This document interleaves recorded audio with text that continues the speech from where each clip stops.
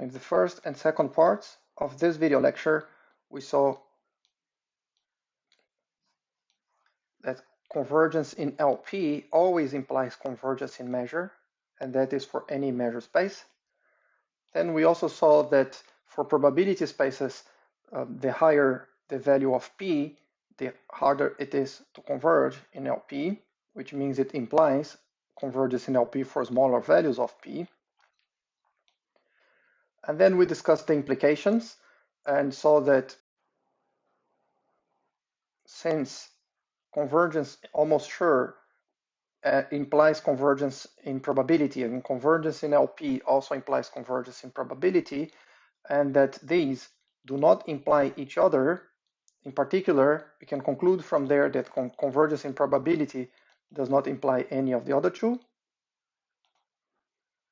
And now in this last part, we are about to prove this theorem here, which is called dominated convergence theorem revisited, because now it only supposes convergence in mu, so it requires less, and it concludes more, because we conclude now convergence in LP.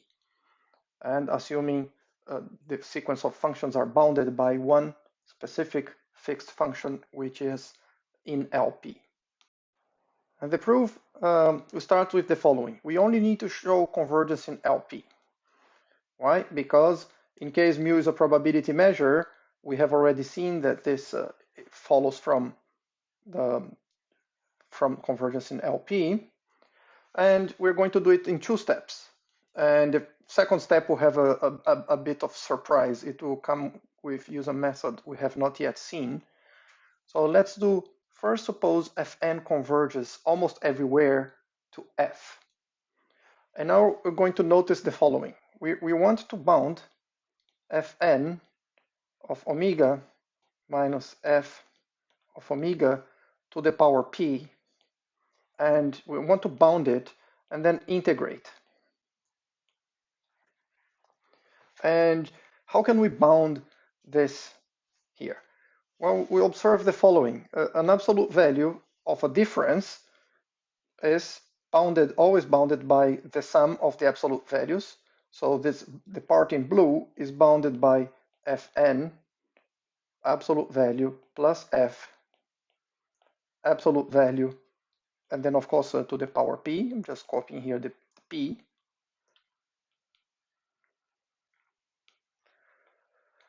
And since they're all, by assumption, let me go back, by assumption, they're all dominated by G, and they converge, then whatever they converge to in the limit is also bounded by G, so they're both bounded by G.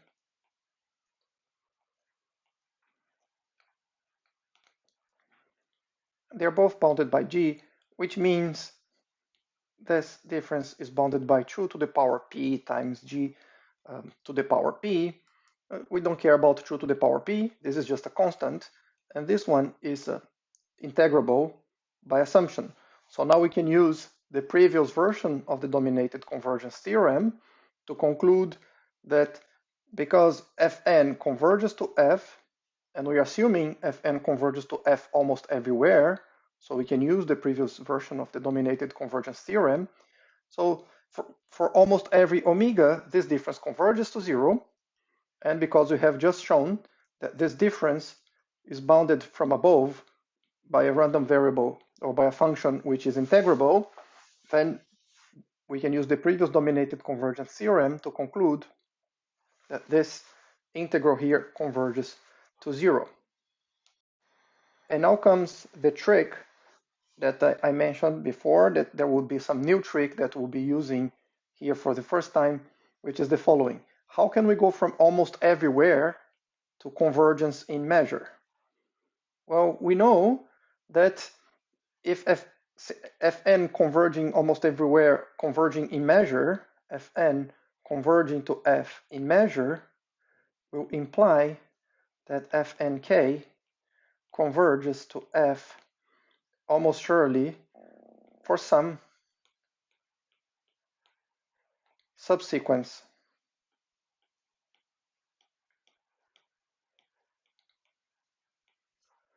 Fnk. So here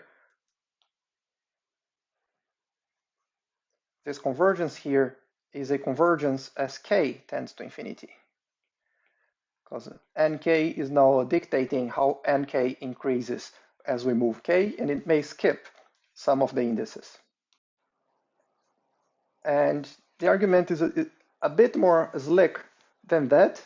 It is the following. We take a subsequence of indices nk, and then since fn converges in measure to f, what does it mean? It means fn minus f larger than epsilon tends to 0. Well, if a sequence tends to 0, any subsequence of it will also tend to 0. So considering any subsequence, that we can still have convergence in measure for that subsequence. And now, by the previous proposition that we have, that we can take a subsequence that will converge almost surely. So we take a subsequence of this one here.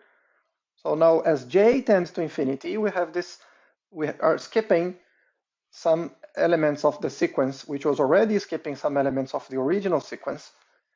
And we can say that this one converges almost everywhere. So this is a subsequence. So we started by being given an arbitrary subsequence of indices.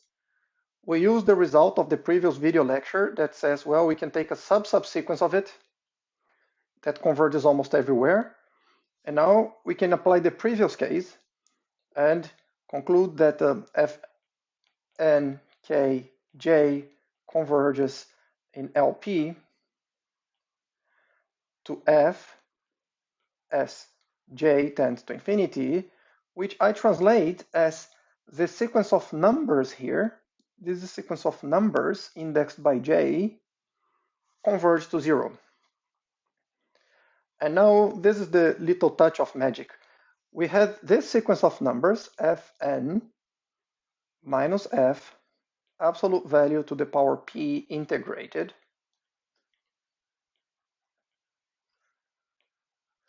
We have this sequence of numbers. This is a sequence indexed by n. And we say, oh, consider any arbitrary subsequence of it. Consider any arbitrary subsequence of it, nk. So now we're looking at this subsequence. And we proved the following. Well, from any arbitrary subsequence of indices, it is possible to choose a subsequence, nkj, a subsequence, fnkj, of numbers that tends to 0.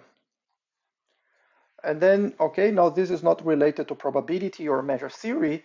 This is a property of sequences, which is a sequence of numbers, an, indexed by n,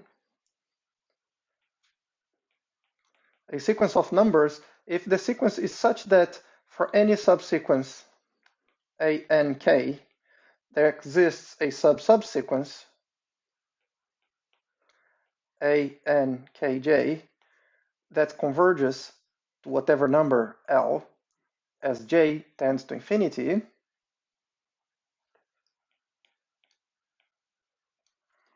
this is equivalent to an